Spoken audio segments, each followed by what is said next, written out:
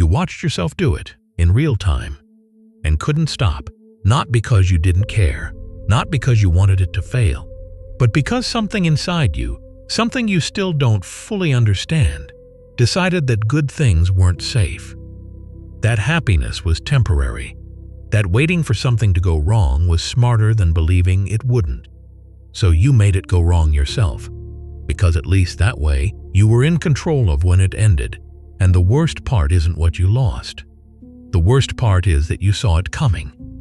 You felt yourself pulling back when you should have stayed, saying the wrong thing when silence would have saved it, creating distance from something that was finally close enough to matter. And some quiet voice in the back of your mind watched all of it happen and whispered, "There you go again."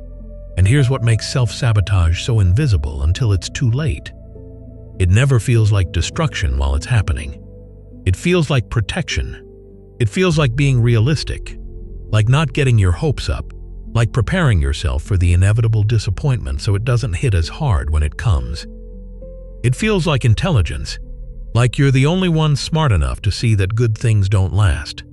So you start testing, pushing slightly, pulling back to see if they follow, saying something you shouldn't to see if they stay. And when they don't, when the good thing finally breaks under the pressure you quietly applied to it, part of you feels vindicated. See, it was going to end anyway. I just helped it along. But that's not wisdom. That's fear wearing the mask of intelligence. And somewhere underneath all of it, you already know that. And here's the part nobody talks about. You don't just sabotage relationships. You sabotage everything that matters. The opportunity that finally came through, and you found a reason to walk away from it. The moment things started going well at work, and suddenly you stopped trying as hard.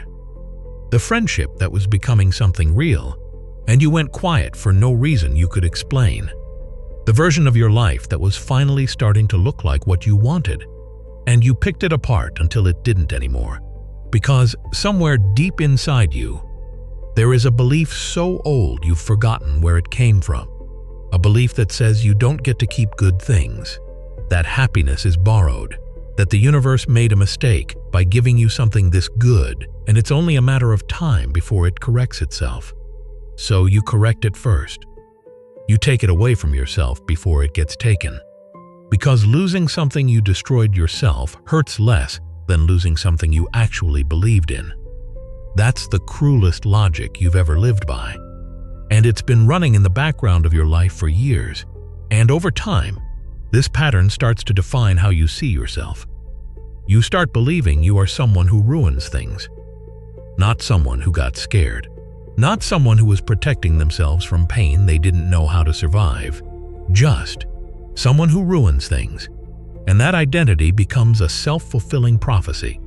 Because once you believe you always destroy what's good, you stop fully investing in good things. You keep one foot out the door of everything that matters. You love people from a careful distance. You pursue things with just enough effort to say you tried, but not enough to truly risk failure.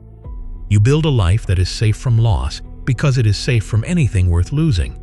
And you call it being realistic. You call it managing expectations. But what it actually is grief. Grief for a version of yourself that still believed good things were allowed to stay. And maybe that's where you are right now, looking back at something good that isn't there anymore, knowing on some level that your hands are part of why. Not entirely, but part.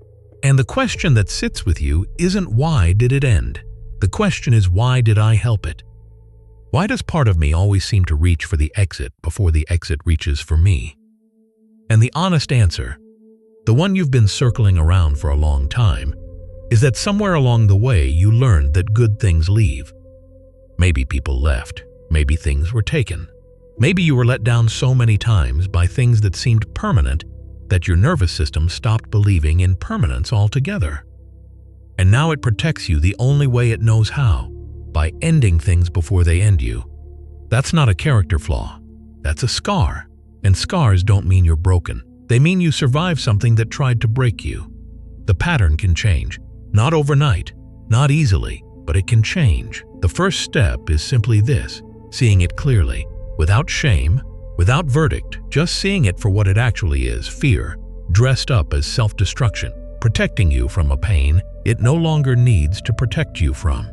And if this felt less like a video, and more like someone finally naming something you've been carrying without the right words for it, then you already know why this channel exists. Subscribe to Psychic, because there are things your mind still needs to hear, and you shouldn't have to figure them out alone.